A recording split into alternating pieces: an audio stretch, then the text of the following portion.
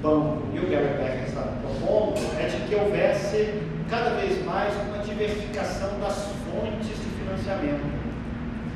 A ideia original do banco é de que o Brasil poderia seguir o modelo chileno, 1/3 pago das públicas, tá? 1/3 do custo das universidades. Os estudantes pagam com suas mensalidades, 1/3 o Estado paga e 1/3 a universidade consegue vendendo serviços de todo tipo, curso de especialização, extensão, fazendo assessoria para empresas, não importa.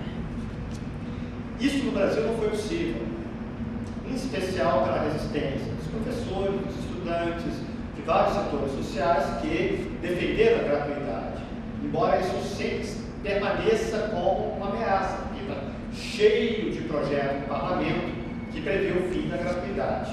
Vários projetos estão em curso lá no parlamento que prevê o fim da gratuidade das instituições públicas. Por que eu estou trazendo esses elementos para a nossa reflexão? Eu estou trazendo esses elementos para justamente tentar argumentar com vocês a respeito de uma hipótese, digamos assim, de que o Brasil de fato está seguindo esta orientação da década de 90. Ou seja, há uma coincidência no ponto de vista do banco, dos teóricos neoliberais, como Gary Becker, e os setores dominantes locais, as frações burguesas locais. Há uma convergência de pontos de vista. E, de fato, este é um modelo que, pelo menos até 2005, não tinha chegado às universidades públicas. A ideia de uma diversificação, com todos os limites, críticas que nós possamos fazer, não são poucas, né? Certamente nós poderíamos fazer inúmeros debates, seminários, de necessidade de nós pensarmos criticamente o que está acontecendo nas universidades públicas. As universidades públicas seguiram mantendo uma formação mais ampla, ou seja, formação de 4 a 5 anos, dependendo do curso, uma formação em que muitos estudantes podem vivenciar situações de seminários, de estudos mais aprofundados, de manter referência com autores clássicos, professores fazendo pesquisa, com tempo para fazer pesquisa. Em suma, este modelo universitário que o banco e este prêmio Nobel de Economia, que é um teórico neoliberal, Gary Becker, falava na década de 90 que tinha que acabar, de certa forma, seguiu ainda que com muita dificuldade, organizando as principais universidades públicas brasileiras. Quando é que isso vai modificar? Sobretudo a partir de 2005, quando crescentemente o Brasil passa a acompanhar com mais atenção uma contra-reforma que está em curso na Europa desde 92, com a hegemonia neoliberal dos governos europeus, que chama-se processo de Bolonha. O que é o processo de Bolonha? É a tentativa de criar um mercado comum de educação na Europa. Só que na Europa não dá para privatizar a educação em países como a França, por exemplo, ou a Alemanha. É impossível fazer isso. Tem uma rebelião. A gente já viu a capacidade de mobilização da juventude francesa em diversos momentos, né? Enfim, de greves enormes, de rebelião.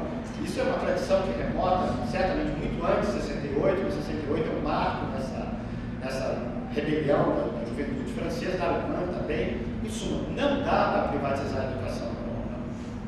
Privatizar esse licença, cobrar mensalidade é impossível, tem rebeliões. Como criar um mercado de educação superior na Europa? Essa era a questão que eles colocavam. E no texto do Tratado de Maastricht, de 92, cria-se a ideia de que poderia se fatiar a graduação. O que é fatiar a graduação? Faz um primeiro ciclo para a massa. Esse primeiro ciclo para a massa é público. 2 anos, 2 anos e meio. Curso que não é universitário. É um curso de iniciação universitária de caráter bem geral. Não é profissionalizante, ou seja, você não se forma como pedagogo, como especialista em serviço social, enfermeiro, filósofo, geógrafo, físico, biofísico, nada disso.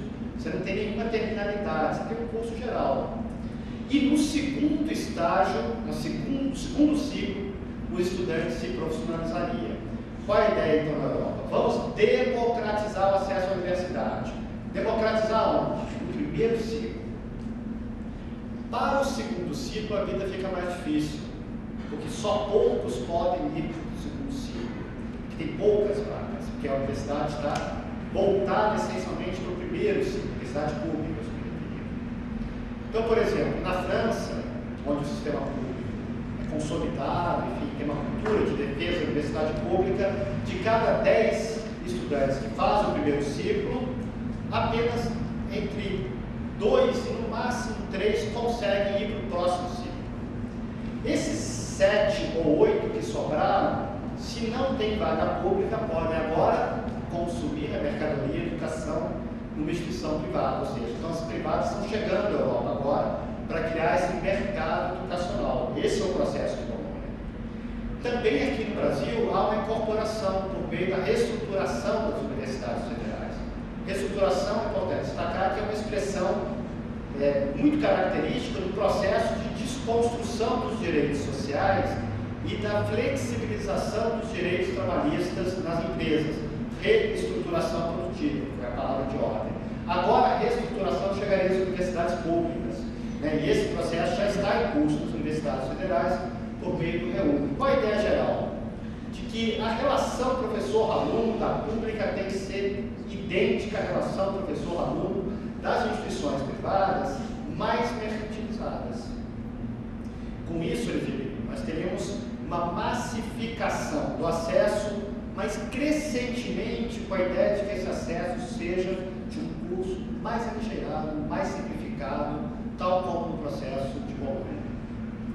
Então vejam que esta tendência de reorganizar a educação superior, consolidando uma ideia de que é um serviço educacional, mas é um serviço educacional que tem características específicas de um curso mais aligeirado, mais minimalista, como alguns autores chamam, ganha força e ganha coerência nas políticas desde a década de 90 e acelera isso na presente década, em especial a partir de 2004 e 2005.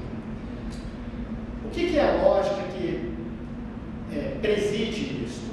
A lógica não é muito diferente daquela do Banco Mundial de 94 ou do Gary Becker, ou seja, a formação da força de trabalho pode ser uma formação para o trabalho simples, não para o trabalho complexo e simbólico. Essa é a demanda principal de trabalho no Brasil e, portanto, as instituições educativas devem calibrar a sua formação de tal sorte que fique mais ou menos compatível com o que o mercado espera de formação, entre aspas, profissional dos jovens que chegam à universidade. Consolida-se a ideia também de que a massa de estudantes vai frequentar instituições privadas. Mesmo com a expansão das federais, o percentual das matrículas das federais em relação ao total de matrícula privada é decrescente. Ou seja, a participação das federais no total de matrículas, considerando as privadas, é decrescente. E no caso das estaduais, que tem uma participação um pouco crescente, quer dizer, é mais crescente do que decrescente em relação ao total de matrículas privadas, a expansão está se dando pela educação à distância. Então não é uma expansão, digamos, de cursos presenciais de natureza universitária, outro curso de outra característica que está em curso nas universidades estaduais.